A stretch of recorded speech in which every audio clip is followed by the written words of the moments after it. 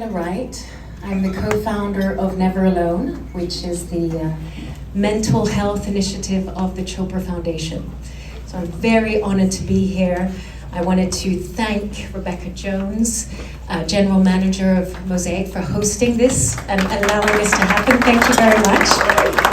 So thanks to you, we're able to create this wonderful safe space for possibility in the realm of mental health and building a task force. Each and every one of you are here for a reason. You might not know it yet, but you all matter in this very important process that we are building on emergence. Emergence means that we're having different people from different life walks of life so that we can build solutions and create the future of something that is much needed in the world. I want to thank the organizing foundations that are participating here, the Chopra Foundation that I'm part of, CityKids, Laurie Meadoff, incredible woman, also the social architects. Thank you so much for building this, Donetta, Kelly and her team. Just for any social post that anyone is making, just use the hashtag, if possible, Global Mental Health Project and or Never Alone. Thank you for that. I know that each and every one of you have someone that you know who has dealt with issues that are often hidden, and we talk about mental health, but actually it's beyond that. It's our inner health. It's our inner landscape, how we look at ourselves and how we present ourselves to the world, and it's a lonely journey. And I know some of you have lost friends to suicide. I lost my little sister to suicide 5 years ago, and she was a singer-songwriter, and we thought as a family that she was expressing herself through the lyrics and the beautiful music, and we thought that she had an outlet, and we thought that she was not alone, because although we weren't in contact with the mental health space, we thought that she had a space that was a healing to her, and that was music. Unfortunately, that space was not enough, and art and her outlet was not enough, and we as a family were not enough, and the systems were not enough. The mental health system, although it came in very late, failed. So what we're looking at today is failing structures, systems, lack of opportunity, lack of access to resources. So we hope that today will begin a new chapter, because this mental health task force is here for a reason. Task force meaning we're on the ground. We really want to make a difference. It's not just policy, it's not just speaking, it's not just ideas, it's ideas into action. It's the whole process of saving people's lives, reaching out so that everyone has a chance to say what they need to say, but also to feel safe on the way. We need to feel safe as caretakers, and people need to feel safe on the way. So this is what we're doing. I'm very happy to be here, and I'm going to hand this off to the incredible CEO of the Chopra Foundation, who is not only my dear friend, but we co-founded Never Alone together, and he is going to present the next steps of this luncheon. Thank you very much.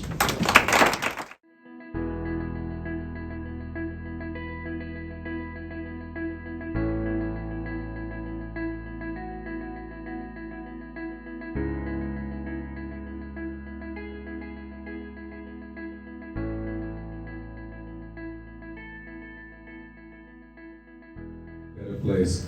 So my goal today is to really, thanks to Laurie and Donetta, who really kind of championed this task force, why we are here. Every 40 seconds, we lose someone to suicide globally, right? In this great country, every 12 minutes. The second leading cause of death among young adults is death by suicide. 22 veterans die every day by suicide. Whatever we are doing is not working. And whatever we think, I was talking to Dr. Srini Pillai yesterday, whatever we think the healthcare system can do is not going to be enough. So what we need to do, we need a radical solution. And here's why we are forming the Global Mental Health Task Force. It is a multidisciplinary, multinational task force with leaders, artists, community, all practitioners from all walk of life to come together over the next 1 year. Today is just the beginning. It's just the beginning of the task force. After this, we're going to meet once a month, maybe more, and then really come together. So by the next UNGA, we will actually have a very strong recommendation of what we're going to do. So I am an engineer by profession, so I always love acronyms. We're going to do 5 things, the 5 Ps. We're going to get the people from all walks of life who are the best in the world to come together. The first P, people. The second P, process. We're going to come up with practices, processes, content, research, which we can make accessible globally to people from all walks of life. Because it is about democratizing access to mental health content. It is not, today even if you want to go see a therapist, there's probably a 30-day wait. And sometimes it's 6 months, that's not enough, we need something in real time. The third P, we need to come up with platforms, technologies like Vibrant Health. What is the next platform which we can build and open source, not keep on reinventing the wheel, right? The fourth P is getting all the different partnerships together, collaboration. It takes a village to bring up a child. Where is the village? Everybody's working on mental health, albeit in silos. We need to all come together so we can create partnerships. And the last P, behavior change, get people to participate. Because without participation, it means nothing, right? Everybody knows what the challenge is. How do we get people to participate? So in the lens of these 5 Ps, people, right, process, platform, partnerships, and then last one is participation. We believe the Global Mental Health Task Force will really be something which really gets into action. It's not just another collaboration. So our goal is over the next, from the SDG 3 perspective, to come up with recommendations, best practices, go back and provide that to the World Health Organization and to the UN SG. And that's kind of our goal, the big high-level picture.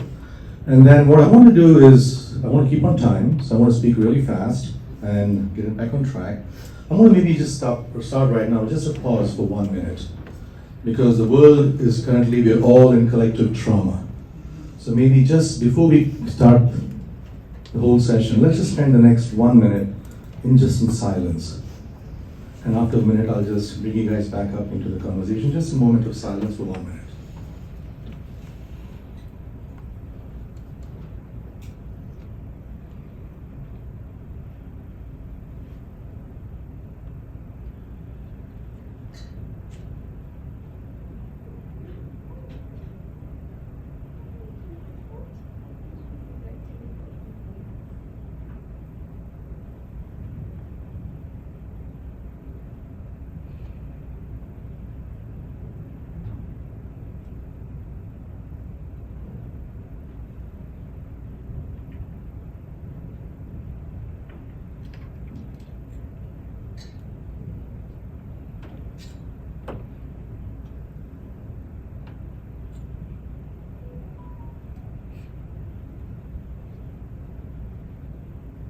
And now from this space of silence, let's collectively set an intention. Let's work together, collaborate, co-create a more peaceful, just, sustainable, healthier, and joyful world. That's something we all, I think, should really work towards. With that, I would like to introduce the next speaker. I just figured out she's actually the mother of a very good friend of mine, James. I just found some interesting things today. She's Caryl Stern. She's the Chief Impact Officer of LionTree, the former CEO of UNICEF USA, and also the Walton Foundation. Welcome, Caryl. And I'm going to use some notes and I'm going to try not to read them. So let me start by saying, the World Health Organization is telling us that mental health is on the rise. Problems in mental health are on the rise. 1 in 4 people will experience some significant mental health issue in their lives. And that's, when we look at our kids in particular, right now we know that 25% of our kids are experiencing mental health disorders, 25%. And that's a big number. And as the former CEO of UNICEF USA, I know that numbers matter. I used to say all the time when I was at UNICEF, children are 100% of our future. And if even 1 is experiencing it, isn't that enough of a reason to do something about it? So let's look a little bit about why. It robbed them of feeling safe and secure. They bore witness to, or they experienced, fairly serious losses, deaths, illness. They experienced economic changes. Many experienced geographic changes. The family was forced to move, or mom and dad had them stay with some relative while they were trying to figure out what to do. The economic situations of their families changed dramatically. And not only that, their learning was interrupted, but it wasn't just their learning when schools closed their doors and put kids on screens, because they found that all of a sudden the adults in their lives were gone. The bus driver who notices that a kid doesn't have a coat on and it's cold outside. The hall monitor who sees the one kid who's standing by himself while everybody else is in a group. The cafeteria woman who notices that a child doesn't eat lunch. All of those supports, in addition to the teacher, the guidance counselor, were all taken away from our children. And simultaneously, all of us, maybe supposedly the grown-ups, all of us were struggling with our issues, and our children knew that. And so they often felt they couldn't even come to us with the struggles they were having because they didn't want to add to our burdens. They experienced trauma. This was trauma. This was not just a pandemic. And suddenly, though, we said, oh, the world has opened up. The school doors are open. You're back in your classroom. Isn't life wonderful? But we didn't attend to healing from the trauma. I saw what that meant for the first time, really significantly, in Houston, Texas, after the storms. I was in a first grade classroom about a month after the storms had ravaged Houston. And while I was sitting and playing with a whole bunch of kids, 21 of them, all of a sudden I looked out the window and it had started drizzling. And I watched the kids' faces as they saw the rain start. And I watched a first grader curl up in a fetal position and go under her desk, and soon followed by several others. Because this wasn't just a rainstorm. This was a storm like what had happened a month ago.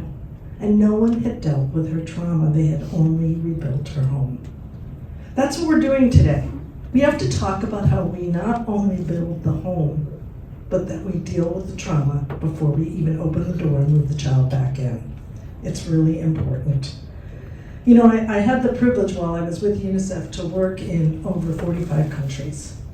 And you get to know a lot about cultures, you get to know a lot about traditions, but you also get to see those things that make us the same. And there really were only 3 things that I thought were really always, in every country I worked in.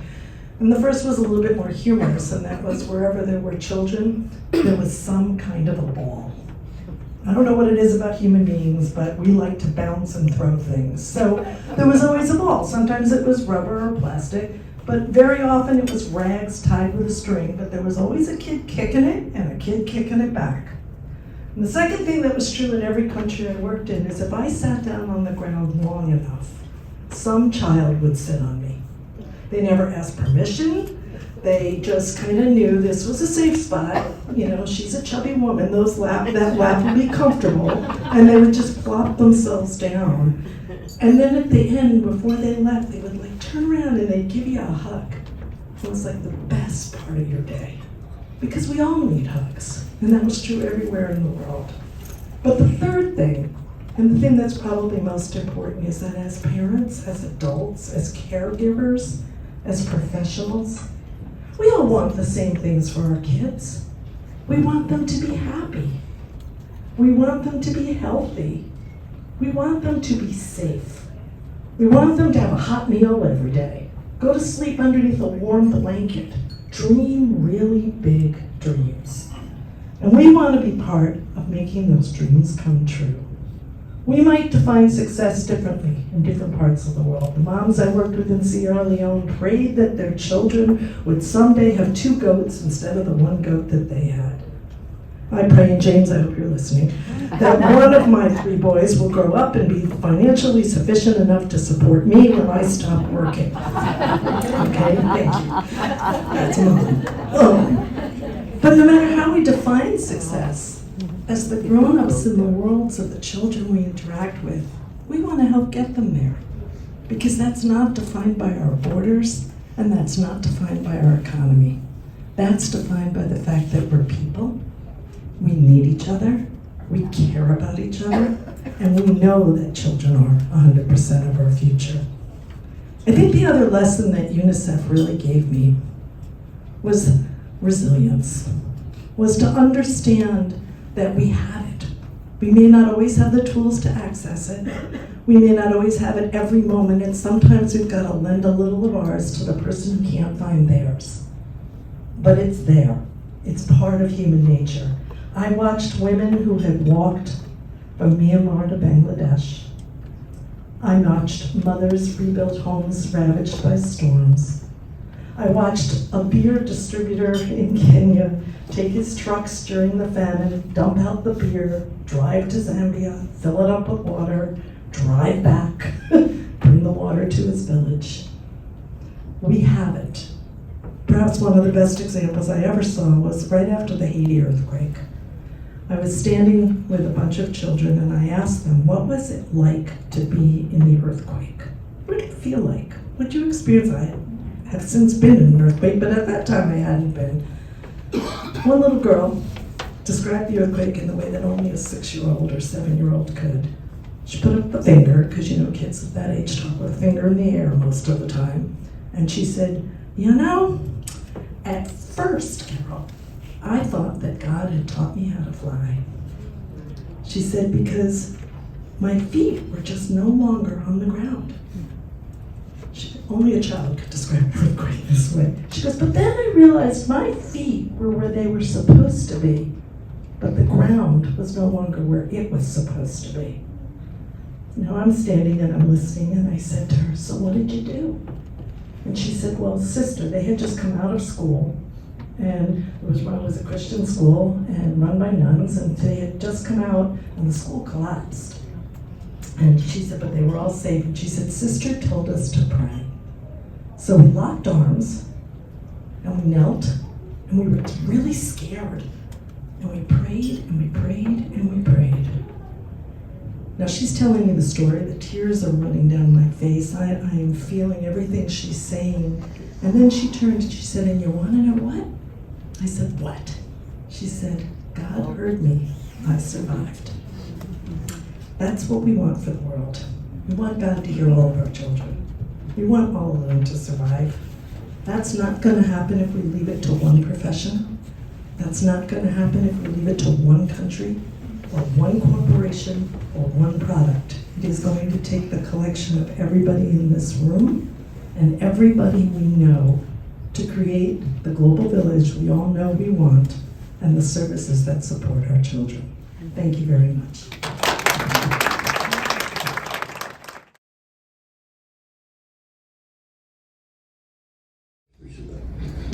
So my remit is very simple, actually, and is to talk to you a little bit about how this task force can have legs beyond this room. In September, the UN hosted 3 meetings on health. It's the first time ever UN focused on the health agenda, including universal health coverage, tuberculosis, and other issues. It also became clear that the SDGs are failing us. We're the halfway mark, we've achieved 15%. For the first time ever, target 3.4, 3.5 of the SDGs, which is the health SDGs, talks about mental health and talks about health and well-being, also talks about prevention and addressing people who suffer from substance abuse. So where do we stand? We are actually way, way behind. The idea was that by 2030, 1/3 of the people would be protected. We have only been able to plan for about 3 or 4% at this stage. Part of the reason is that the COVID-19 crisis exacerbated the situation. Funds were diverted to different things. And because it's a silent, invisible disease, we really don't know how to tackle it. And there are champions who are doing work. There are many of you in this room, and Gabriella is one of them who's been doing amazing work and Laurie, etc. So today we launched this task force we really want to engage the creative community, the international community, governments across. And I'm very pleased to see my colleagues at the World Economic Forum are here. They'll be participating and saying thank you, Andy and Jana, for being here. World Economic Forum does very good work in this area. So what I would start by saying to you, and Poonacha touched on it very nicely, we need to engage the Secretary General of the United Nations. We also need to engage the World Health Organization.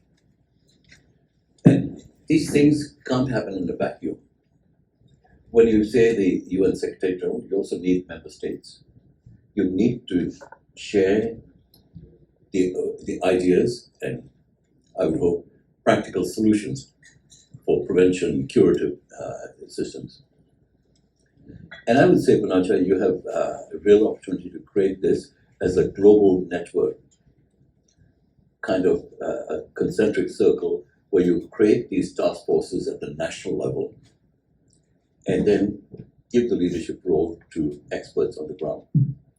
But thread that here, where the President of the General Assembly could be requested to put that on the agenda of the United Nations.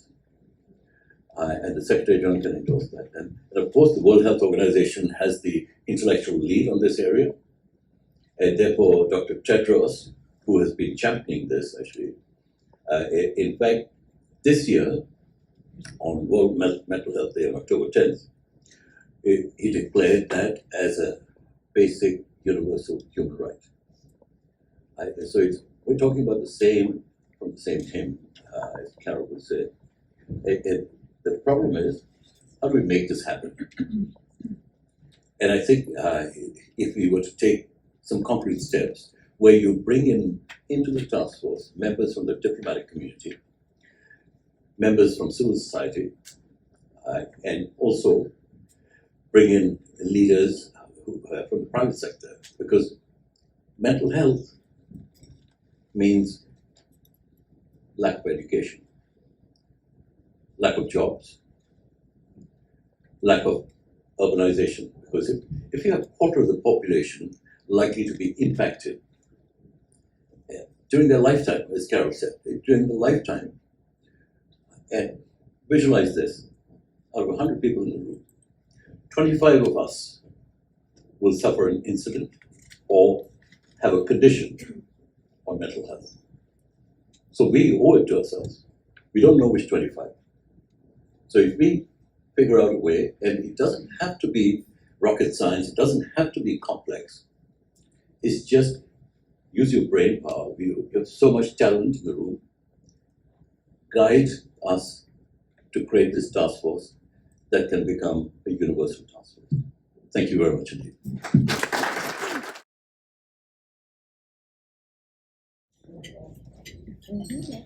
He always wanted to say things, but no one understood. He always wanted to explain things, but no one cared. So he drew. Sometimes he would just draw and it wasn't anything. He wanted to carve it in stone or write it in the sky. He would lie out on the grass and look up at the sky, and it would only be him in the sky and the things that needed saying. And it was after that he drew the picture. It was a beautiful picture. He kept it under the pillow and he would let no one see it. He would look at it every night and think about it. And when it was dark and his eyes were closed, he could still see it. It was all of him, and he loved it. When he started school, he brought it with him, not to show anyone, just to have it, like a friend. It was funny about school.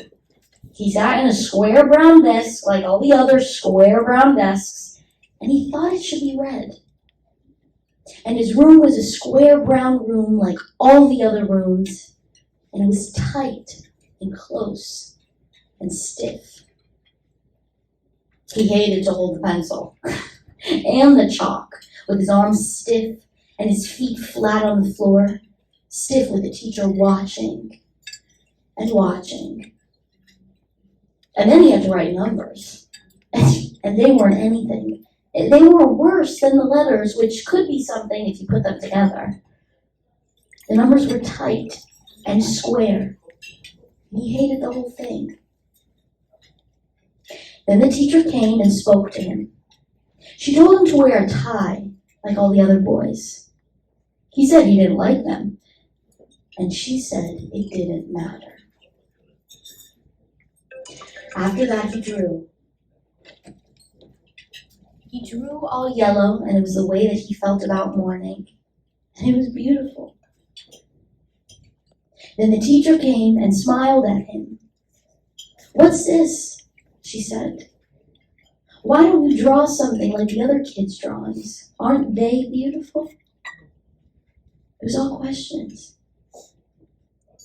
After that, his mother brought him a tie, and he always drew airplanes and rocket ships like everyone else. And he threw the old picture away. And when he lay out alone looking at the sky, it was big and blue and all of everything. But he wasn't anymore. He was square inside and brown, and his hands were stiff. And he was like anyone else.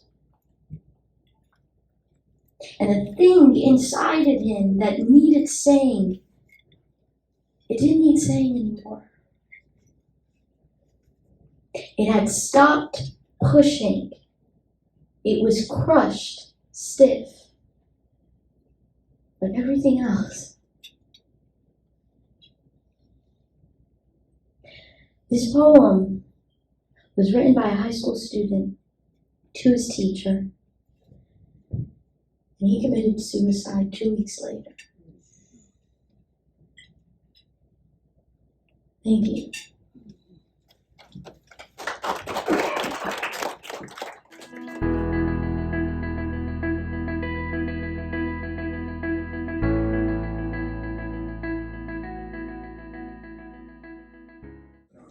So I started working with the veterans and the SEALs. They have an acronym. It's called IS Path Warm. IS, I-S-P-A-T-H, Warm. And this is what it stands for. And maybe one of the things we can do is to see how do we integrate this into a platform. I is ideation. Everybody has an ideation. They talk about it. S is substance abuse. They have some kind of substance abuse. P is lack of purpose. A is anger. T is lack of trust. H, lack of hope. W, they're withdrawn. A is anxiety. R is resentment. M is mood change. They exhibit all of this. The challenge we have, we're super connected, but very lonely. We never do this. We never sit down. There's a lack of intimacy. So how could somebody express themselves, yet we do not see the signs? So I think we need to start listening, looking, and being. And this is what Gabriella talks about. This is something I learned when I started working with the veterans. I learned that this is an acronym we use. And if you only had community, this would not happen. So moving fast into the next phase is really looking at our fireside chats. We're going to have 3 fireside chats. And we're going to do something today, eat, listen, and do all of that at the same time. We've got food's on the table, we have our chats. Four fireside chats. So the first one is going to be mood and food with Dr. Uma Naidu and Dr. Srini Pillai. The second one is going to be on responsible tech to support emotional health. The third one is going to be on action and innovation. And the fourth one is going to be insights on WEF's projects and insights on global health and wellness. So I'm going to introduce each one of them, but the first one's going to be on food and mood. So I'd love to have Dr. Srini Pillai and Dr. Uma Naidu. Well, they come up on stage. Dr. Uma Naidu was the nutritional psychiatrist at Harvard Mass General. She's started the first nutritional psychiatry program in the country. So Uma Naidu here, round of applause for Uma Naidu. Dr. Srini Pillai is, I don't want to introduce him, is a Harvard psychiatrist, a dear friend. He's a polymath, a fashionista, a musician, brain researcher, and also a McKinsey fellow. So technically I should not say anything, just let them speak, but I'm going to moderate a 10-minute conversation. So the first question for you, Uma, thank you for being here, is what led to creating the food and mood, the nutritional psychiatry program at Harvard? How did it get started? Very strong psychotropic medications with severe side effects, but no one was checking what someone was doing for a lifestyle, how they were eating. We even checked off boxes that said, this is the person's weight. But we were not really having a deeper conversation. And early on in my career, I was alerted to the fact that if I educated a patient just about a simple fact of what he was putting in his coffee, it made a difference to that therapeutic relationship. And I built it from there. Yeah, I think we talk about the 20,000 human genes, 2 million microbial genes. We are what we eat. And I think as we sit down here today, there's so much about the gut microbiome which we know about. So Srini, from your perspective, we talk about this all the time. And can you maybe set the stage of mental health, where we are as a psychiatrist, somebody who studies the brain so much? Where are we today? What's your perspective? Sure, well, thanks for having us. Hi, everyone. So Foucault wrote a book called Madness and Civilization, which pointed out that for the longest time, people with mental health were in jails.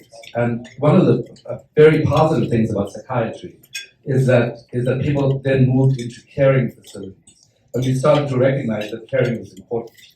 But where we are right now with psychiatry in general, I think is a crisis for a couple of reasons. Firstly, 7.5 billion people need mental health care. There are about 200,000 psychiatrists in the US, about 1 million psychologists. Even if you add social workers to that, there are not enough people. And even if you're building online platforms, where are these people going to come from? So I think that there's a crisis in terms of the numbers of providers. I also think that 70% of people globally cannot access mental health care. And so if I were going to vote for something, it would be increasing access to the care. 50% of people cannot afford mental health care. And like Syrian and colleagues, did an umbrella review of the impact of psychotherapies and pharmacotherapies on mental health. And they found that it was dismally low. In fact, if you look at anxiety disorders in general, people talk about the fact that the best treatment response rates you would get up 50%. I also think that we're at a place where we know a lot more about the fact that it is absurd to have standardized forms of care. What we know, take a look at anxiety, for example. People always talk about anxiety affects the brain, it affects these circuits. But we now know that there's a phenomenon called degeneracy, which means that if you're anxious today, it will recruit a certain population of neurons. If you're anxious tomorrow, it will recruit another population of neurons. So you have heterogeneity in the central nervous system. There's also not just one anxiety, every anxiety disorder presents in multiple ways. So with this level of heterogeneity, you really need personalized care, and we don't have that. So I think the crisis relates to access, to affordability. There was actually a study that was done. The World Health Organization asked 169 countries to look at what percent of government budgets were dedicated to mental health, and it was 2%. And this is not only absurd because of mental health, it's absurd because stress, for example, can cause epigenetic changes that then lead to chronic diseases like cancer, heart disease, stroke, and neurodegenerative disease. So if you have 2% of resources dedicated to mental health, you're also robbing people of care for their physical health. So I really think we need to do a deep dive into this, and we need my personal passions of thinking about how science, art, and technology can come together to solve this. But my preference is to also not talk about this in a totally downbeat way. Okay? I think we need to figure out how to have fun with solving this crisis and how we can actually bring people to a different level. Thank you. So going on to the SDG 2, which is zero hunger, right? And one of the things is that in countries where there's food scarcity, there's poverty, we talk about food and mental health. Well, what are your thoughts on how do we make sure that as countries are struggling in the underserved community, how do they address mental health? One of the ways is through food, and thank you for pointing that out, because what do people have? They may not have enough food, but if we'd help to educate them toward the better choices. One of the things you learn in culinary school is food costing. And The woman was also a chef. Not only is that's amazing. One of the things they teach us is how you food cost. And one of the biggest lessons I learned, I actually use it in my clinic, is if you teach a mom that she can go to, if the family consumes chicken, She can go to a supermarket and either buy a chicken and roast it or buy a rotisserie chicken. Instead of buying 3 or 4 days of Happy Meals or chicken nuggets at a fast food restaurant, that she can actually save money and feed her family nutritious food for several more days. So just understanding the cost, educating them about what better choices are, and the fact that the brain develops all throughout our lives, and it's so critically important to find what they can in that environment. So even understanding what economical foods are, things like beans, lentils, legumes, canned fish. Dollar stores actually keep a lot of junk food, but they actually keep canned salmon and canned tuna, which is a food that people can buy and eat for $1.25. So is it the best type? No, but it's at least food versus the processed stuff that we've learned to eat in the United States. Your first book was Brain on Food, and it became a New York Times bestseller.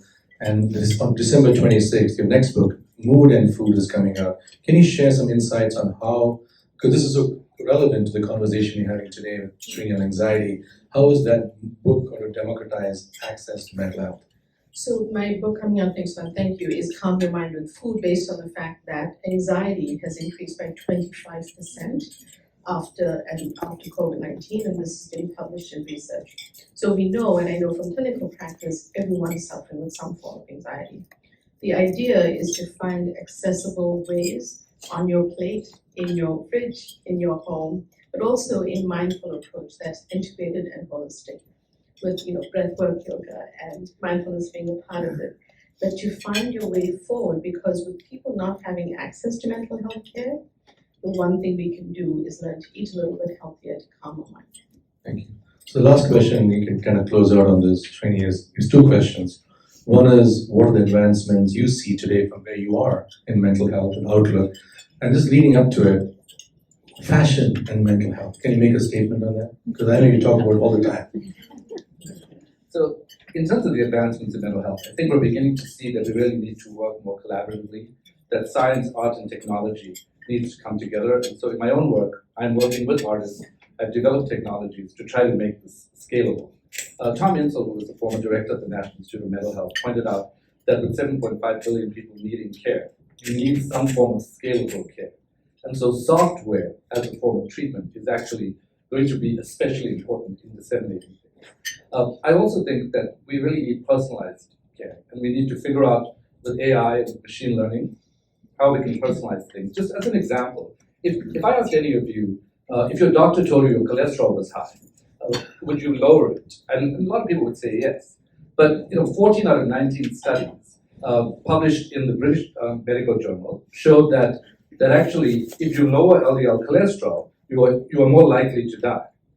And 2 of them were not statistically significant, and 3 of them showed it had no effect. Now, why do we have these contradictory effects in medicine? It's because we're not personalizing this. We need to figure out what works for who. I also think we need to change the conversation from, suffering is very seductive. Like even in a room like this, we could potentially really get involved. Suffering is seductive. It is, yes. As Kierkegaard said, anxiety is the dizziness of freedom.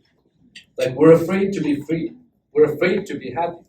Like, if you go to a party, if you're the first one who gets up to dance, other people get up and dance. So part of what we want to think about is how do we get up and dance so that others dance, not just live in the doom and gloom. I think existentially, suffering really had this romantic element to it, where we recognized that to be human involves suffering. So I think part of what we need to do is change the conversation in the media and in the work we do. And if we do anything different as the task force, I would say that the number one priority should be fun. Joy is the only measure of success. Talk about fashion, 30 seconds. Well, fashion is what's on the outside, which is what we call the exposome. And then what's inside are things like the epigenome. And so anything that's outside is connected to what's inside. And I think to the extent that fashion can allow us to express ourselves differently, there's a phenomenon that I call psychological Halloweenism, which is based on the fact that there was a study done of showing that if the same person takes on the identity of a rigid librarian, they are statistically significantly less creative than if they are an eccentric poet. So adopt a different identity. Use your clothes to change your brain. Thank you, Dr. Pillai. Thank you, Amar. Thank you.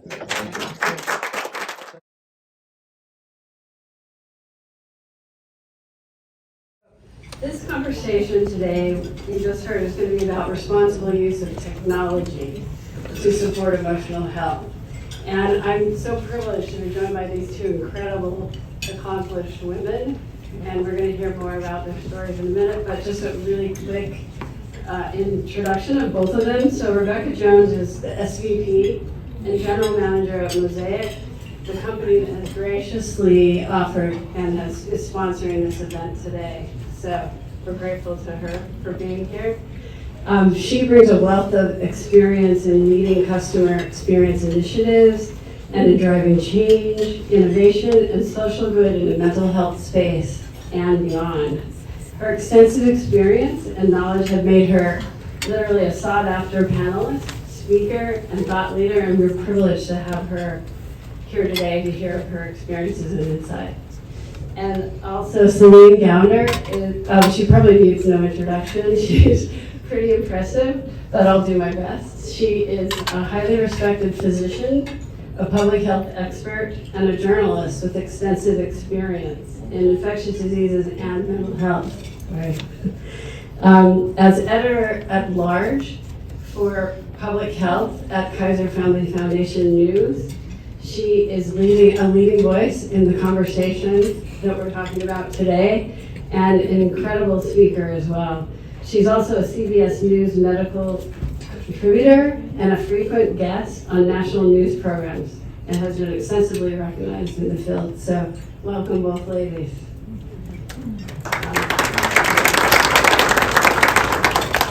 So we'd like to start out with Becky today. Tell us what the critical ways are that technology can support mental health. Great, thank you so much. And thank you everyone for coming and being here. We really appreciate your attendance in such an important cause. The interesting thing about technology and the intersection of healthcare, and especially mental health care, is that typically clinicians and others tend to pull away from technology. And I would argue that it is even more important today to find ways to expand healthcare and touch those in need from a mental crisis perspective by leveraging technology. Access to care is one of the main benefits, I think, of technology. And as our children, younger and younger generations, learn how to use technology at a younger and younger age, they expect to receive care through those modalities. And so leveraging technology responsibly, AI responsibly, really will allow us to expand care for people in remote and underserved areas, as well as these younger generations. We know that telehealth and teletherapy has been used frequently over the pandemic and is really a primary mode for many people who have fear coming into traditional healthcare settings to receive care. I would say increased patient engagement is also really an important space for technology to be used. We serve a healthcare client today who provides mental health apps which convey tools and various resources that track symptoms, the progress of care and post-care symptoms, so that they can understand where the patient is on their journey, capture that information, and then reach out to the patient to ensure that they're providing the best possible treatment. And I think personalization of treatment is also really important. A critical partnership that we have with Mosaic is with our friends at Vibrant Health, who have joined us today. Thank you for being here. CEO Kim Williams is with us, and really want to thank her and her partnership with us. We provide together a service for the National Suicide Hotline, which is a critical way to not only increase access to care, but also ensure that those health seekers are routed to the right person at the right time. And that is through a process leveraging technology to ensure that we understand what the person needs and get them to the right next best person, whether that's someone who speaks in a dialect or language similar to theirs or local to theirs, or really a counselor who can help them in the way that they need to be best served. And that has been a very fruitful and appreciative partnership on our part, so thank you for being here. And I would say the last two things I would mention would be, reduce stigma. So technology can be leveraged for things like online support forums, and creating support groups and information online so that those who kind of are fearful of an in-person experience can still seek that care and information more discreetly. And lastly, just broadly, I believe that technology can be used to increase outcomes, patient care outcomes, understanding how we leverage these increase access to care, telehealth therapies, really improve the overall care experience and help people to seek the help that they need and speak with the right people at the right time. Thank you. That's great. So we want to talk for a minute about disinformation, because it certainly is a big topic in mental health and something that really needs attention. So, Celine, with the increase of technology, right, how does disinformation harm emotional health? And what can the tech industry do to reduce that? So I think disinformation harms emotional health both at the individual level as well as at the societal level. So at the individual level, we certainly see this happening with teens. A number of the harms are actually occurring through poor, harmful information. And then also some of our solutions, for example, there's been controversy around providing parents more parental controls on social media. And some of the disinformation has been around, what might that mean for trans kids? Will they still be safe online? And in fact, this is really disinformation that's being propagated to get people to fight, the very people who you would think would be aligned with some of these measures, to object to them. And so mental health is a collective action problem that really requires good information for us to combat effectively. And so it's one of the reasons I think of disinformation as really underpinning many of these different public health problems that we face today. At a societal level, disinformation is also resulting in political polarization, isolation of people, and that clearly has mental health impacts. So this is really at the root of many of our problems. Some colleagues of mine and I, yes, I wear many, many different hats. We are working on raising a venture capital fund specifically for solutions targeting what we call the information supply chain. So if you think about it generically, and this is going to look differently across industries, but generically you have raw data that gets processed, that gets disseminated. And this looks differently in public health or healthcare versus national security versus journalism. But there's sort of this generic supply chain. And are there solutions to improve the integrity of the data? So things like understanding who's owning it, are there privacy protections, can you trace it? Is there security of the data? Is the data being poisoned in some way by outside nefarious actors? What is the quality of the data? Is there bias? Can you make some assessments of the quality based on the data's provenance? And is there safety in the form of perhaps compliance with certain standards, curation, and then finally transparency. So, for example, when Twitter changed owners, it went from being one of the most transparent social media platforms to researchers to one of the least transparent. And that has a huge impact on assessing what is actually happening, what the impact of the algorithms are, and as we know, of course, the downstream mental health impacts. So we are very focused on how do you improve that information supply chain. I'll give you a couple examples from the news and media sphere. A company called Ad Fontes, which objectively rates the bias of different news sources so that you're able to assess what is it that you're actually consuming. If you want to seek out a more balanced perspective, it's a very objectively rated source. An example from national security, and we've seen information weaponized in the context of the conflict in Hamas in Gaza recently. And we have images coming out from the region that are unclear whether they're real or are they false. Are they being weaponized to get people riled up and angry and to cause more violence? And there's a company based out of Israel called Clarity, which helps identify some of those deepfakes. And it's actually a technology that's being used by CBS and others to identify that kind of thing. So, I think we need to be thinking a little bit bigger about how we think about the problem of mental health, the solutions to mental health, and it's going to be very difficult to arrive at consensus if we're not starting from a baseline of shared facts on this. Great, thank you. I know we could talk about that at length. So, all right, Becky. So, how can we leverage technology to maintain the role of human connection and empathetic care in addressing emotional well-being and mental health needs? It's a big topic. It is a huge topic. The first thing that I would say is certainly I don't view technology as any sort of way to augment in-person or human interactions in terms of mental health treatment.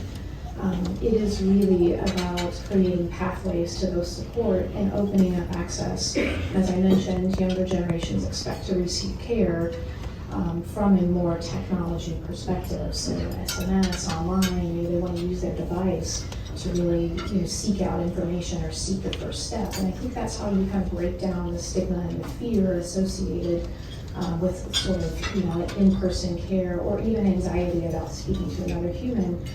As our younger generations tend to be more introverted and focused on their technologies.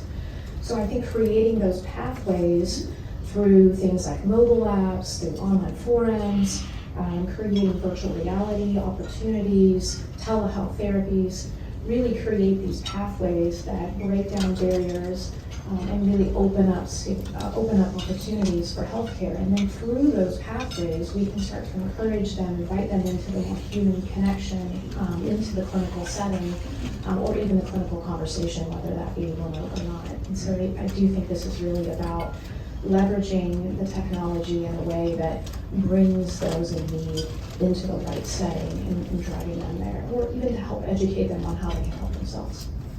All right, so responsible tech. Yes. Yeah, I think that's going to also be coming up in conversations today and beyond. So Celine, this is something that's been on my mind. Is there a business model for a tech ecosystem of sorts that promotes mental health?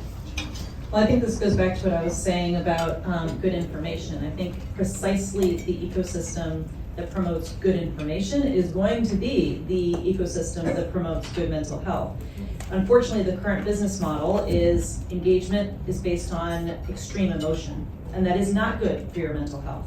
And so we do need to figure out ways to shift the business models that will likely require some kind of regulation. And again, it's another collective action problem where we need to have common facts that we can make these decisions based on. So it's sort of this vicious cycle of poor information leads to poor mental health and also leads to inaction and lack of momentum on these very issues. Great, thank you. So one last question for both of you, and you can each answer and then we can talk afterwards. But how can this task force best utilize technology to support mental health? Because that's what we're here to do.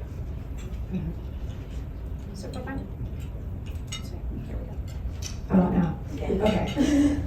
From my perspective, I do think the technologies mentioned, so crisis care platforms, technology platforms, having this task force really evaluate those technologies that can be used, virtual reality, AI, and these technology platforms to create expansive care would be a great next step. Evaluate how we do that in a responsible way, ensuring we understand the data that we're using across those platforms, and making sure that we're leveraging those as pathways into the appropriate spaces of care.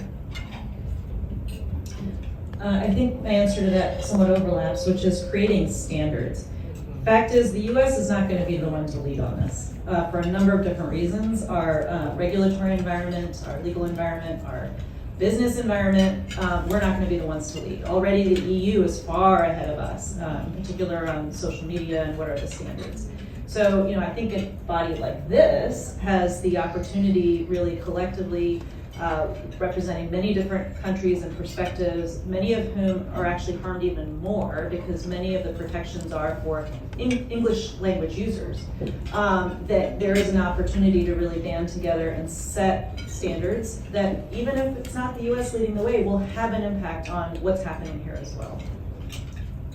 Yeah, I couldn't agree more. I think creating partnerships really helps us to understand best practices from various countries, right? We certainly should not take an egotistic approach here. This is a humble, how do we all come to the stage and find a collective path forward, understanding the needs of all as opposed to one.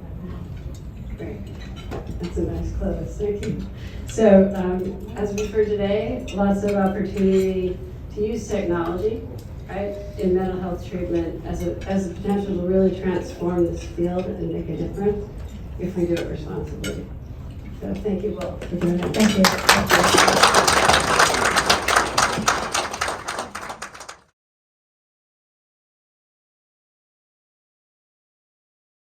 Trained artists and educators and agents of social change.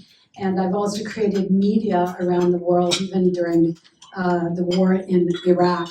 And that got to 380 million people. And here's what I have borne witness to over and over again, that when people have a safe space together, humanity walks in the door. And I have seen that. And I'm excited to be with two of my favorite people in action and innovation. So Keon Shepherd, I met when he was 15 years old. He came to CityKids. And Keon, first of all, will get you with his voice. So you'll follow him everywhere after you hear him. He is a father, a preacher. He is an incredible leader, and he takes his social justice work everywhere he goes. He also teaches at the New School, and he is the new executive director of CityKids Foundation. And Michael Counts, the New York Times called him the master of immersive experiences. And I have known you for years and problem solved and seen you create. You're one of the most creative brains out there. And I am blown away how you create, execute. And now you've turned your attention to coaching and innovation. And so there's a really interesting dichotomy here of boots on the ground and a real groundswell of how do we reach the mass. Keon, tell me what's working on the ground for you and what you're seeing. What are you seeing boots on the ground? Good afternoon. Helps if you turn it on. See the voice?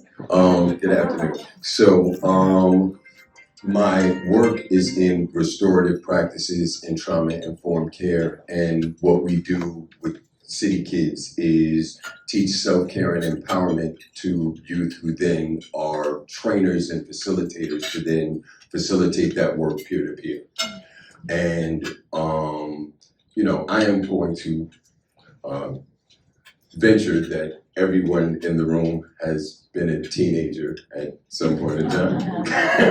And teenagers like to hang out with each other. Right? And there is something to be said about the healing that can be done in physical space. So during the pandemic, we were hybrid and doing work that was virtual, and our young people really long to be in the same room. And what we notice is that when it is that they have the ability to meet the minds on an idea, then it doesn't make a difference where you came from. It doesn't make a difference how it is that we are different. It's that commonality that brings them together. And then once it is that they are motivated, then the youth part takes over, right? And our young people are the world's greatest untapped natural resource. They never run out of energy. They never run out of creative ideas. They are always looking at what is the next step and what is innovative. And I learned so much from them in the midst of the process. How do we use this technology in order to continue to do this work at a larger level? And, you learn every day different things, but the thing that is most important is that human to human connection and being able to mobilize on collective ideas. And we are an artivist organization, so artivism is where you combine art and activism.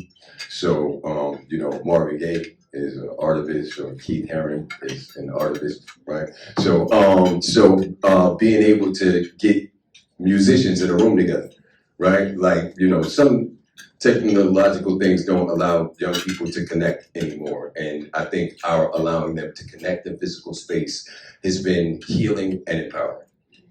Brilliant.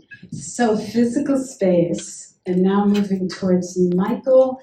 why you had a career path going on and you completely switched to coaching. Tell us about your story.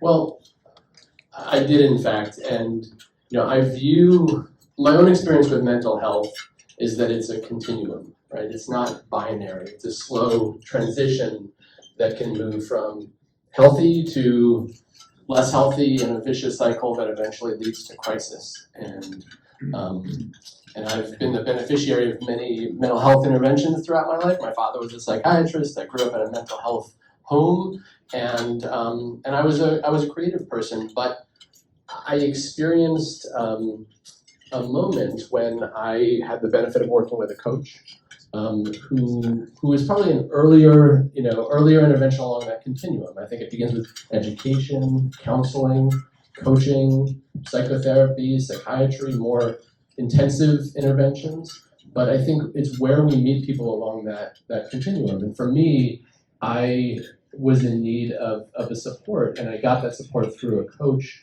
and it was transformative. And I just saw a need. I saw a need of people that I knew, and people younger, people older. And so we created a company 6 years ago with the idea of applying technology and other forms of optimization to the practice of coaching to make it more scalable, to democratize access to it, to lower the price point. Live human coaches and extend their reach. And the product that we're developing right now will ultimately have 10 times the impact, 10 times the reach at about a tenth of the price. And I think for a growing global need, I mean, there's been so much talk today of like how intensive the need is now, and how severe the epidemic is now. And I think that there are many types of interventions that can be applied, and we're pursuing one along that continuum. But I think, I think that the potential for it to reach people at scale is just essential to what's happening in the world today. So my other question for both of you is that we are so in an incredible social media, fast-paced disconnect. You talk about bringing people in a room. I talk about humanity walking in that room. You're talking about taking that authenticity to scale. What are the biggest challenges of making that really feel right and hit? You talk about social justice circles. What is the magic of that? Well, one thing is equity and access, right? Everybody has got to have access to the technology. Everybody has got to have some sort of a baseline platform in order to be able to be engaged. So if there is a barrier, a drawback, part of that drawback is access. But then I think that another challenge is the limit of the resources that then can be provided. So as it is that we talk about globalization and being able to have access to more individuals who can provide the care, more spaces where it is that I can be engaged in part of a community where it is that I'm healing, and start to normalize those things within our communities, I think that would really be beneficial. I mean, for me, the simple answer is human connection. I think that's just essential. And, personalization. I mean, so much of what's been discussed today are the things that we talk about and work on every day. Personalization, accessibility, democratization, the application of creativity, making experiences engaging. But to me, none of that really works unless there's a human in the loop. There's a human that is the point of origin, and that's why our focus as a company and me as an innovator is to say, how can we take great coaches, supportive people, and give them scale, extend their reach so that some of the best practitioners and supportive resources and people who are, our company is called Empath AI, and the idea is that the empath is the human, and AI is the thing to extend that, to be the lever that extends that reach, and that's just, to me, that's essential. So here's the segue too. Soon we're going to be talking about it at our tables. So the problem on the table, or one of them, is that experience of a person to person with technology, as Deepak would say, unlimited possibilities. So when we think together as teams, think about these kinds of issues, and let's problem solve together. So, wait, so my exciting idea, because once I talked to Michael, I was like, listen, it's about globalizing our artivism, right, while localizing support. So what am I saying? I'm saying I can work on a piece in a digital space from multiple locations. So Poonacha, myself, and Lori can be in 3 different locations in the world while we simultaneously paint the same canvas. The canvas is virtual and we are each in our own space, so then we have the ability to combine collectively. However, at the same time, I have the ability to be part of a community online that lets me know where the other people that have my interest are locally, right? So I can start in a space where it is that we were all in a digital space with each other and then find out who's in Brooklyn, right? And then get all of the people in Brooklyn that were in this digital space to be able to combine. And so, right, globalization of Unlimited possibilities. Thank you. Thanks so much. Thanks so much.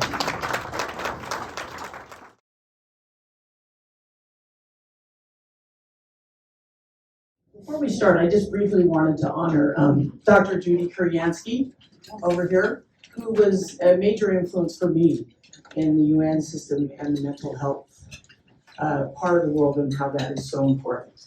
I'm so honored that she's here with us today.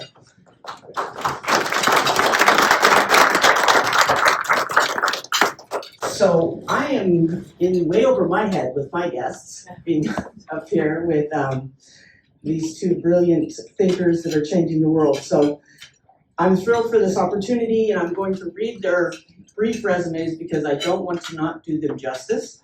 And so joining us today is Andy Moose, the head of Health and Wellness for the World Economic Forum, where he leads global efforts to address the pressing health challenges facing our world today. With a distinguished career, including several pivotal roles at the World Economic Forum, Andy has been in the forefront of driving change across various sectors, emerging as a respected thought leader and committed to promoting wellness for all.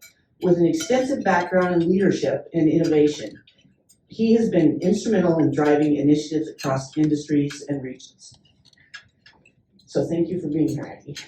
And also, we're here with Jahanara. Did I say it right? Perfect. Ah, beautiful. Now, how do you say the last name? Because Roundtable. okay, wonderful. Visionary leader in the realm of health and healthcare innovation. The impact of her commitment to transformational change has been seen across the healthcare landscape, bringing experience for over a decade of dedication to healthcare-related endeavors. She's currently the lead of health and wellness initiatives at the World Economic Forum with a focus of workforce health and nutrition. So today we're exploring the critical intersection of mental health and global health policy. And we're privileged to have them both here to share their invaluable insights and expertise. And we were just humbled and amazed at their warm embrace of this task force idea. And they jumped right in, the whole family, right? We talked to 5 or 6 people in your group that just immediately, generously embraced the idea and hopefully will take this journey with us. So we are going to talk about a couple of questions. And the first one is, working in health and wellness at the World Economic Forum, what do you see as the most pressing issues facing global mental health today? And I will let you. Sure. First, thanks so much, Amanda, for having us here. It's a pleasure to be here with you today. And, big congratulations on starting this task force. It's a topic near and dear to our hearts and for our team. When we look at, to your question of what are some of the challenges, I think we've talked about this today. The access issue is huge. 6 out of 10 practitioners aren't even accepting patients. There's access, there's affordability. And then even for those that do have access and affordability, there are still barriers to be able to access that. I think about, I recently started this role and sitting down with HR, you talk about all the plethora of options you might have, but in a state or a situation where you're going through something, the barriers need to be low to access, in addition to just kind of the diversity of options as well. So access is big, and we've spent a lot of time on that today. The second challenge really is in building this resilience, and Andy and I talk about this often within the team, is that the societal pressures and the different types of stressors that exist all across the spectrum here are immense, and they're growing, and they're here to stay, really. So it's how do we be able to cultivate those societies, those ecosystems, to be able to support with that. We're coming out of COVID. There are huge challenges there, not only for the students that lost a number of years, but also for the workforce, among others. Geopolitically, we've got those stresses that are adding. And so there's a number of different facets that really are here that are contributing towards the stresses that do exist. The other big challenge I think we would say here is youth mental health, and coming from the lens of the forum, actually, when you look at the young workforces that a lot of our partners have, and the number of millennials or Gen Zers that have quit due to mental health issues, the stats are astounding. It's something towards the lines of 50 to 75% that have quit due to mental health issues. So these are just, kind of some of the challenges that are big and top of mind for mental health, in addition to, the differences, and, some of our speakers have talked about this today, as well as the differences in terms of spending towards mental health, and how much of a variation that is versus the cost that it actually costs the society. But as we say that on a more positive note, there has been progress, discussions are going. It's good that we are working our way through managing the stigma, and so on the more positive side, there is that in progress for such dialogues similar to this one have been created. Thank you so much. So my second question, and I'll bring this one to you, Andy, is, in your opinion, what steps can employers take to create a workplace culture that prioritizes mental health, and how might this contribute to improved financial performance? Sure, no, thank you, and I appreciate the invitation to be here. We do want to embrace the opportunity to take part in this task force, and I think that's a significant opportunity to try to continue to, we're the dot connecting business at the forum. We have the luxury of having partners and experts like Dr. Naidu that participates in our nutrition work and others.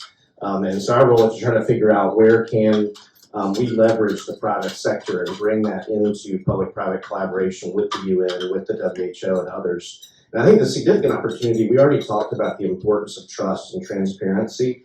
And I think there's some major disconnects out there in terms of the science of workplace well-being. I mean, we came to this at the forum because we had partners that were saying, listen, we previously did some work at the forum on mental health. We need to reinvigorate that and revive that. It's becoming a significant crisis, and we had a lot of other partners coming to us about the challenges of obesity and physical health, and so that's where we decided, well, with our large private sector influence at the forum, let's look at this through the lens of workplace health. That's a space that we feel we can play an influential role, which is why we're starting there. And I think what we're seeing is that in many cases, a new workaround from burnout to holistic health and well-being, and there's some sincere disconnects between where employers are setting their priorities and where they think their employees are and where the employees actually say they are. Just to give one note, 31% of employers felt that access to mental health treatment was adequate and didn't need to be improved. Meanwhile, 67% of employees said that it was inadequate and they found it difficult to access. On the flip side of that, employers were citing at 70-75% that they felt the services that they were providing and the general well-being of their frontline workers was their mental health was well or very well. Meanwhile, the employees reported exactly the opposite numbers, where some 35% felt that they were doing well or very well. And so I think that part of the evolution that we're trying to promote is how do you actually strengthen measurements? How do you actually bring in more science? And we've had some speakers already talk about interventions that can complement and need to be complemented for more holistic and individualized solutions. I think that's the opportunity, is to really strengthen those measurements, bring in more funding, as Dr. Pillai mentioned. That's a pretty sincere gap when you look at over $1 trillion of negative impact from mental health at work, and yet only 2% of governmental spend. The WHO has recognized that. They've set that as one of their priorities in their new 2025 to 28 budget that'll go before the World Health Assembly next year. And so I think that the opportunity is to advance our scientific understanding of how these interventions come together. I think specifically what employers can do is really focus on what's in their control, which is their culture, not just individual benefits, but how do you collectively move as a community towards stronger mental health. Thank you so much. The next question is, the stigma surrounding mental health issues remains a significant barrier to individuals seeking care and support. What can be done to reduce this stigma and promote mental health awareness and education? And I open that up to both of you. I can talk a little bit about the stigma, and primarily from a workforce perspective, because I think this is one angle that we like to look at the forum.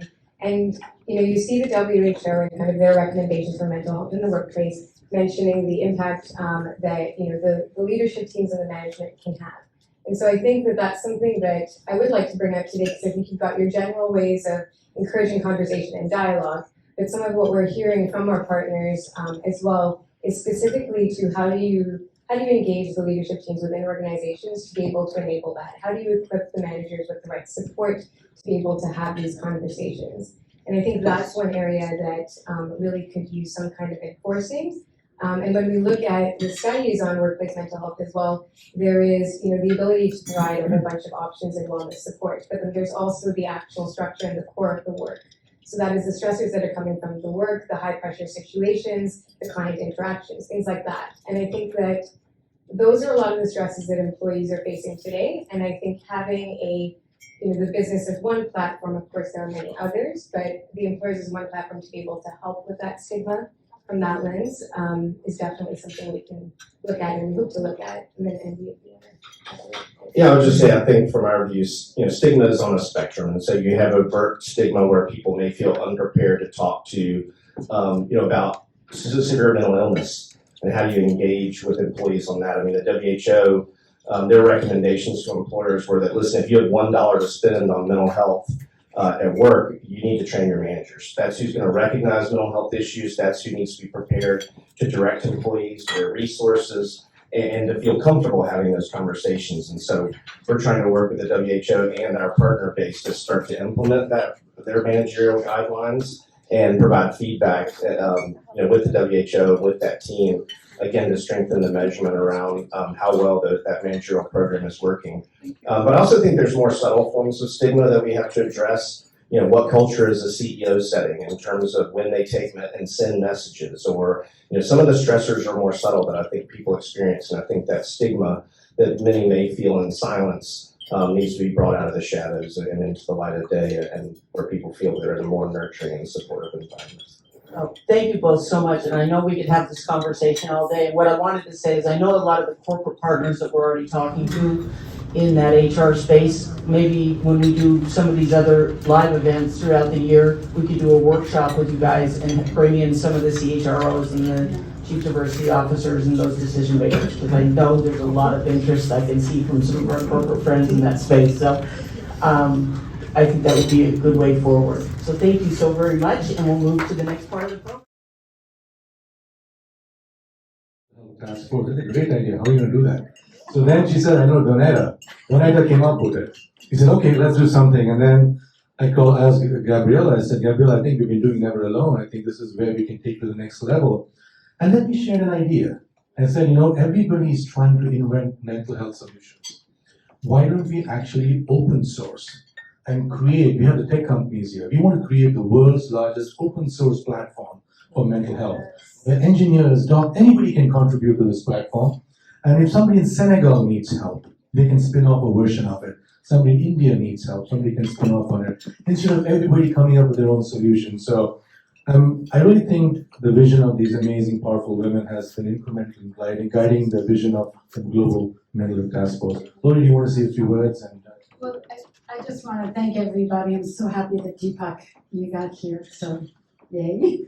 I just want, as soon as this mental health, the work that Never Alone has been doing, I just said, Donetta, we have to build around this. So I'm so excited. And I also you're going to meet Terry Torok, who's going to take us through some workshopping process and new ideas. And he's one of the people who has also been part of this team. I just, I'm a little speechless. But one of the ideas we had is we had worked rolling out the women's economic imperative that the Secretary General had defined, and we saw the process helping that go to market. So we basically kind of built that backwards for this idea, and we're going to try to build it so he will come. And that's the idea that we're trying to work off of in the model, and plus all the many influences in the room like Dr. Judy, Marianne, Joby, Suchi, so many people here, I mean, you guys, just those influences that really, and Amir Dossal, which I could never forget, who really impression to me the importance of trying to do these kinds of things, and so many corporates that we have the honor to work with that care about doing these kinds of things. Everything's been said, but I just think that one thing that we shouldn't forget in this process is that maybe ask the question, when did we forget to care for one another? And it might have happened at a moment in your life, could have been very personal, or it could have been a global conflict that stopped you from caring for each other. And I think what we try to do here, we're attempting, and I actually know we can do it because I believe that everything is possible in the best of possible worlds. So how do we reignite that love and action for one another, that care that's really personal, and we create a global connection for everyone to feel that they are never alone on this journey. And it takes all of us, and I'm so grateful to be here with you. I just don't want to forget also Becky Jones that made this all happen and brought this all together. Where's Kelly? We would not be here today without Kelly and what she's done. She really killed herself to make this happen, and the whole team, my team, are so tired, and we're unbelievable. There's a phrase at CityKids we end and begin everything, and it says, each one teach one, each one reach one, each one pull one back into the sun. So may we go forward together with you. Thank you. So since I've been told that I get to kind of manage the flow of this, I'm actually going to switch some things around, and nobody knows about it. So Dr. Chopra is here. He has to go to another event. So instead of him closing it, I'm going to actually bring him up right now to share his insights over the next 10 minutes, and so that he can then leave, get back. Deepak, do you want to share your vision of well-being, peace, anything you want to do?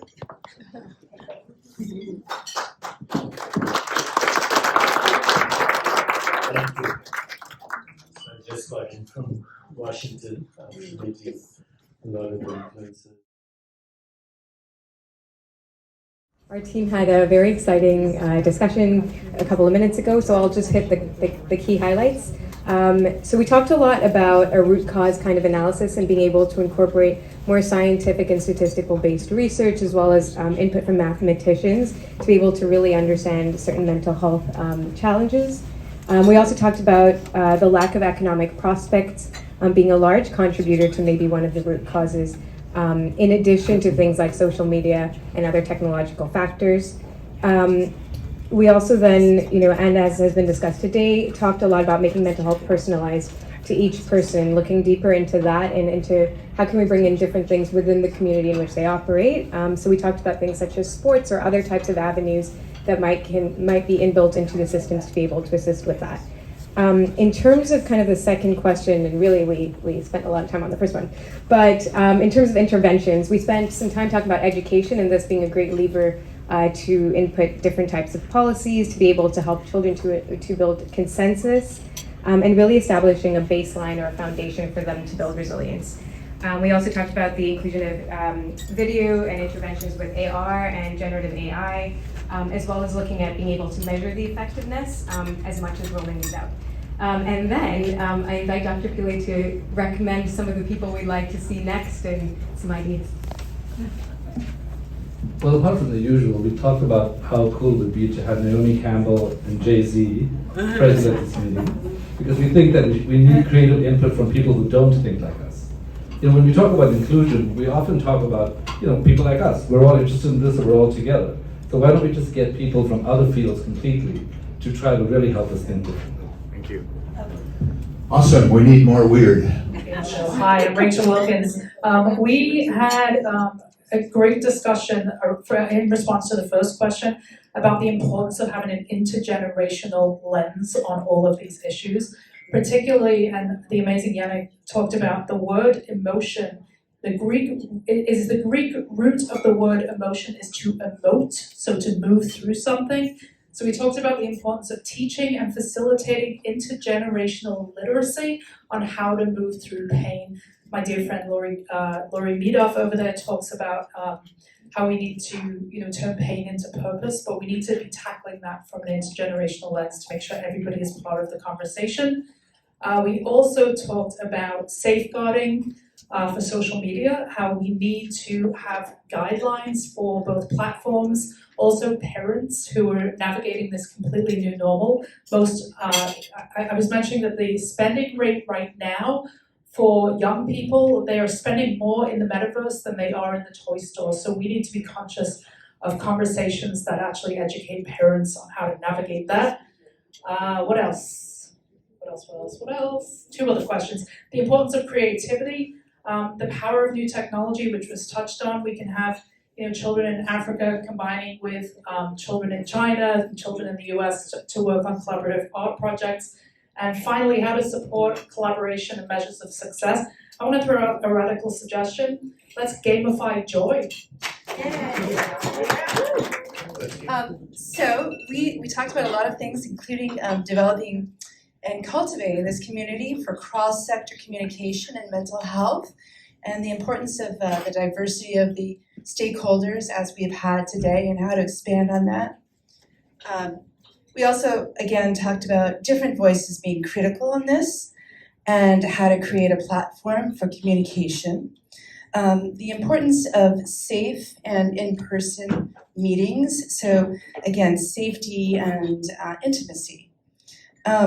Also in incentivizing basic standards at the school level for mental health programs. So accrediting that, just as one topic that might be impactful.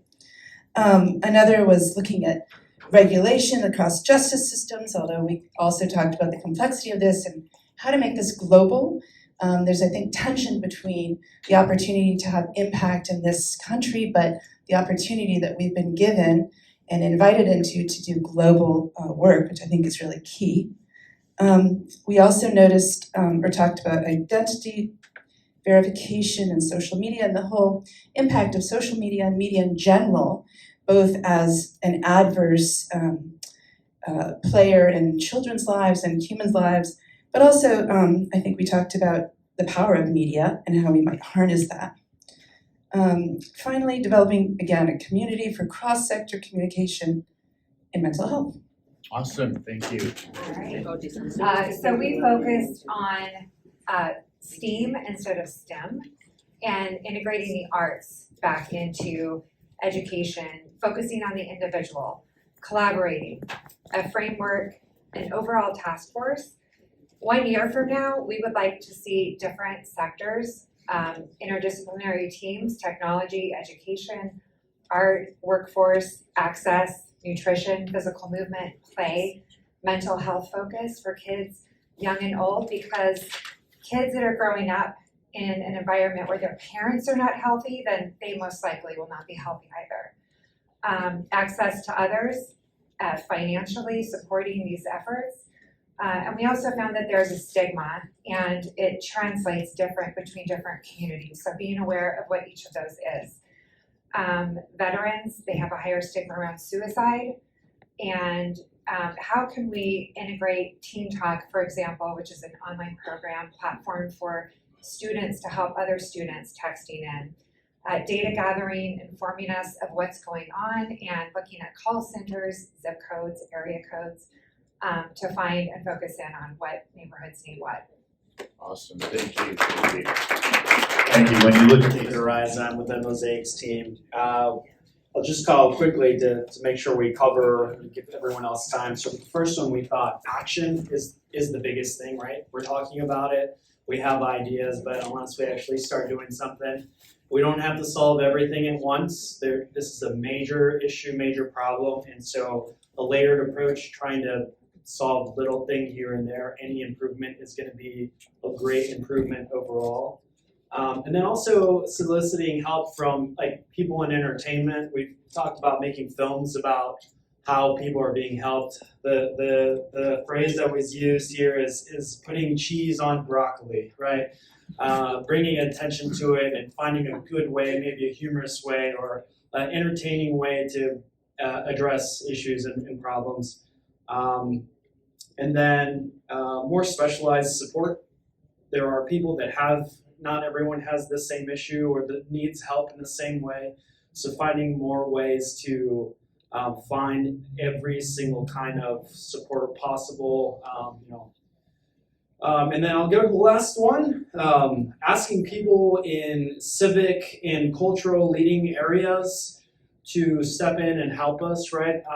Being a Hispanic guy, I know that you're not supposed to ask for help, but if I saw someone on TV who is a famous actress or actor who said, hey, I went through this and I asked for help and I got through it, I know as a little kid I would have been more likely to ask for help. So I think just civic, cultural leaders of marginalized groups to partner with us to say it's okay to ask for help. Thank you. Thanks for that. Yes. So this represents the spirit conversation we had at our table, which is how much of this work focuses on what folks need to do individually and what folks need to do collectively. And part of what we talked about is that when you talk about communities where access and equity are real issues, that you have to equip and empower folks to use what they have access to, and sometimes that means themselves. And so really focusing on resources that are free, that are accessible, like breath and movement, prayer, spirituality. So really thinking about the most marginalized communities and focusing on keeping things simple, keeping it free, and making sure that you remind folks that they are a toolbox to start with. So that was one part. Yeah, just to add to that, hi everyone, I'm James. We want to make it a social responsibility to be a part of the conversation that we're all having today for everyone, everywhere, and teach the skills it requires to have this conversation so that we're all equipped with the tools that we need. I think we can all play a role in how this plays out. It's up to us to get creative, and it is our social responsibility to be the support for others and to teach the skills that we might already have for ourselves. So if we all have that social responsibility, one person can make a difference, one person will turn into many, and start your mission and see where that takes you. I don't want to accuse you guys of stacking the deck, but just saying that when you see the poet, sit at her table. How about a big round for beautiful poetry? One of the first things that we thought about also was the idea of modeling these ideas of mental wellness. So as you can see, I have my own stopwatch here, so I make sure I don't go over 60 seconds. Another thing that we talked about was delivery mechanisms. So there are some models that have already been used in school systems when we think about children. One of those is brushing teeth. In the early 1900s, there was a massive campaign to teach kids the importance of brushing teeth because of the high levels of tooth decay. And so there is a model for actually spreading practices on a mass level to kids who are then going to be the new carriers of this important information. We talked about language and labels. One important thing is to think about these ideas of mental health, not to be normal, but to be natural, that we all are naturally going to experience these things. If we think about normalizing things, then we think already there's something wrong with you because we have to use different language. So we change the language. A beautiful idea that came up also was the Maori word for autism translates to in my time and space. So we have new ideas and new language for what these different conditions are that people naturally are experiencing. So that is my 60 seconds. We have more than that, but I will stop there. Thank you. That was amazing. As a father of a severely autistic son, Justice, I appreciate that comment and all of your comments. I got I'm happy to be here. Spoiler alert, there's no such thing as mental well-being. Okay. Close your eyes right now and think of a traumatic experience that you may have had in the last 3 months, or at least in the last year or so. And if you can't think of one, then come on the stage and do the rest of the song. So, think of anything traumatic and now feel your body. And now switch to something that made you very joyful and happy in the last 3 months or a year. And now feel your body. So open your eyes. Your body is a projection of the mind, which is by definition dualistic. It vacillates between pleasure and pain, everything that is of contrast. And that's what makes experience possible. Just like you can't have an up without a down, you can't have hot without cold, you can't have north without south, you can't have pain without pleasure, and the opposite. But it's our addiction to pleasure without ever needing to experience pain that creates all the suffering that we have. There are lots of good data now on what makes people happy. In fact, there's something called the happiness equation, or the happiness formula. It's as follows: H is equal to S plus C plus V. So H stands for happiness, S stands for set point in the brain, which is basically, do you look at the world as a problem or do you look at the world as an opportunity? And that set point is determined by our childhood, our peers, our brothers and sisters, our parents, our society, schoolmates, culture, all of that. So very few people have a set point for happiness, which means they're looking at every adversity. Right now we're in the midst of global adversity as an opportunity. That is 50% of your happiness experience every day. And when you hear the research, you say, it didn't have anything to do with me, that's how my mind was conditioned. And that's true. The mind was conditioned and has been conditioned throughout childhood, but even intergenerationally, conditioned by our culture, by our religion, by economics, by what's happened to our ancestors. The history of humanity is the history of trauma. So we keep recycling the trauma, and trauma comes from this experience that is seeking pleasure but not fulfillment, not feeling whole. You can't have one without the other. If everything's green, then you don't know the meaning of green. So anyway, there's now enough research to show that practices like what I call mindful awareness, understanding the nature of reality at a deeper level, experiencing self-inquiry and transcendence can actually change a set point from one of happiness, from one of unhappiness to one of happiness. Anyway, that's supposed to be 50% of our experience every day is determined by a set point. 10% is determined by material comforts, money. Only 10%. It's quite interesting that if you win the lottery, you'll be very happy in the beginning. In 6 months you'll plateau. In 1 year you'll be back to your set point. And in 5 years you may actually have a set point for more unhappiness because you confuse self-worth with net worth. I was inspired to write a book recently from a lyric from Bob Marley who said some people are so poor, all they have is money. So when we confuse our self-esteem with our self-image, sacrificing ourselves for our selfies, then we experience anxiety. So money is about 10%, which leaves about 40% of experience that's left, and that is based on the daily choices we make. And there are two kinds of choices we make every day. One is for personal pleasure. Shopping is the number one cause of people seeking personal pleasure, but then there's other stuff, alcohol, sex, and entertainment, and all of that. Does that make us happy? Yeah, for a little bit. But if you don't repeat the experience, you won't be happy. And if you have an addictive personality, then seeking pleasure all the time will create a lot of unhappiness and addiction. The second choice we can make every day is referred to as fulfillment. And fulfillment happens when there's meaning and purpose in our life.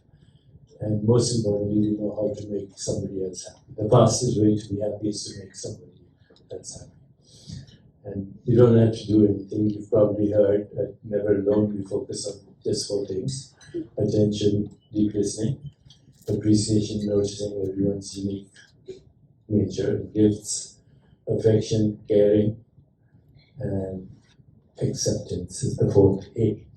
If you practice the 4th A's, you can make anybody instantly happy and feel happy yourself as well. So right now, as we look at the world, we see several problems. One is extreme social, economic, racial, gender injustice. 2 is conflict all over the world. 3 is lack of sustainability of our own biosphere and the climate.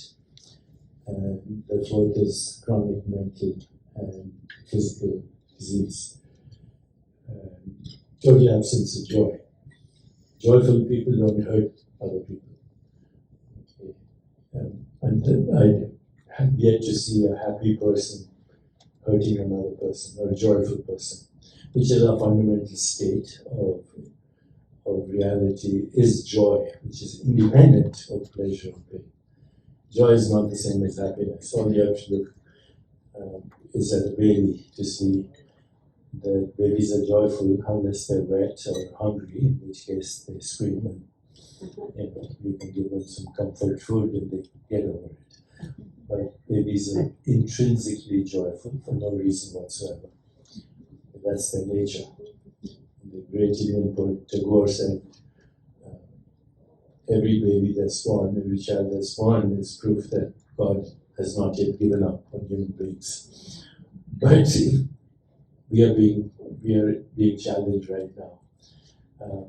Peace, health, sustainability, social economic justice, gender justice, health, physical and mental well-being, even though I say well-being, mental well-being, is an oxymoron because by nature the mind is dualistic. So there's a deeper level which is independent of our experiences. And I think it's very important to know that the awareness of an experience is intrinsically aware. The awareness of an experience is intrinsically free of the experience. I repeat that. The awareness of an experience is intrinsically free of the experience. Because experiences are fluctuations, ephemeral, transient, ungraspable fluctuations in the form of sensations, sense perceptions, images, feelings, and thoughts. And they're ungraspable. If I asked you to grasp this experience, tell me what I said in the last 5 minutes, you probably can't everything that I've said because this is a passing show. So just like the bottom of the ocean is free of the fluctuations of the ocean, which we call waves, or just as the screen on which you see innumerable programs is free of the programs on the screen. There's a level of being which is totally free of the transient fluctuations of experience. So I think ultimate healing can only come through that self-awareness. We need that kind of education. I see Linda's here from IIN, many of you here from other organizations. We're all trying to do the same thing. And social science says if you have shared vision, complement each other's strengths, maximum diversity, and a spiritual and emotional bond, then there's no problem that cannot be solved. Collective creativity is the term. And that means depth of an old story and the emergence, resurrection of a completely new story. New meaning, new context, new relationships, and a new story. There's no transition from the old to the new. It has to be a phase transition. Water boils and then there's steam. But while water is boiling, there's a lot of turbulence, and that's what's happening in the world right now. So let's try another experiment right now. on the nature of awareness. I'll repeat 3 aphorisms that come from the yogic and Vedantic and non-dual traditions of Buddhism, Vedanta, etc. But they're actually part of the Gnostic Gospels in Christianity and Islam and Sufism as well. My familiarity is with the yogic non-dual traditions. There are 3 phrases that are important. You and the universe are awareness, period. You and the universe are awareness, period. The second is, again from Kashmir Shaivism, meditate on your body as the universe and having the nature of awareness. And the third comes from the Bhagavad Gita, which is in Upanishad 2, chapter 13, where Krishna, who represents awareness, and Arjuna, who represents the ego-separate mind, Krishna says, I am the field and I'm the knower of the field. And the field is awareness. And awareness has no form, and having no form, it has no boundaries. And having no boundaries, it's infinite. It's infinite and therefore incomprehensible. We can write in equations of infinity, but you can't imagine infinity because the infinite is incomprehensible, unimaginable, irreducible, fundamental, spaceless, timeless, eternal. That's who we are. So we are awareness. Put your awareness in your toes right now. That's where you are. Feel your body from the inside out. Close your eyes, feel your body from the inside out. Where's awareness? Inside your body right now. A moment ago it was inside your toes. Now open your eyes and with your eyes look at your body from the outside. The body's appears a lens, but awareness is looking from the outside. So awareness in this example was in the toes, then it was inside the body. Now it's outside the body. Now just become aware of space in front of you. And now this space right in front of you, in this little space is connected to intergalactic space, formless and fundamental and irreducible and timeless. So where is awareness? It's everywhere. It's everywhere and it can localize anywhere. And if you relate to that fundamental field, then there is no separation. Because it's one awareness, conditioned separate minds.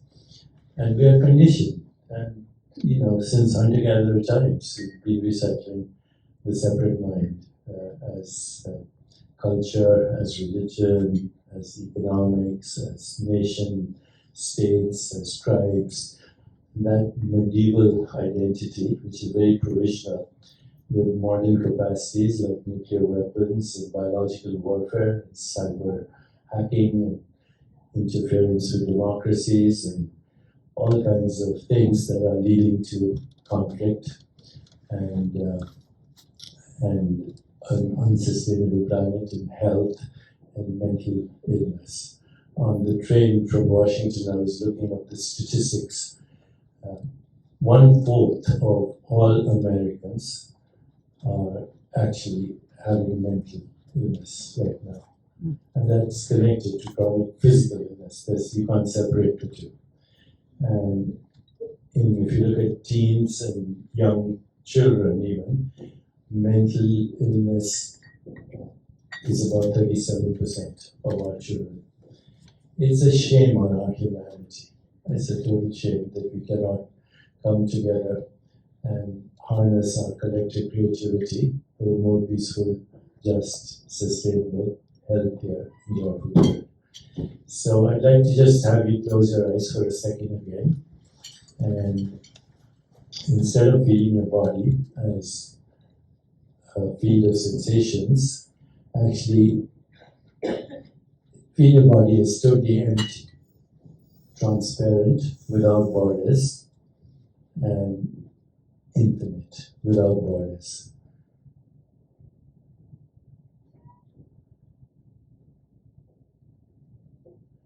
And now in that state of awareness, bring your awareness again to the sensations in your body. And just introduce the intention, joyful, energetic body. Joyful, energetic body. Now bring your awareness to your heart and infuse the intention, loving, compassionate heart. Loving, compassionate heart. Bring your awareness to your third eye, between your eyebrows, with the intention, quiet, creative, reflective mind. Quiet, creative, reflective mind. And now let your awareness move outside the boundaries of your skin. Let it engulf this building, United Nations. Let your awareness engulf the city of New York.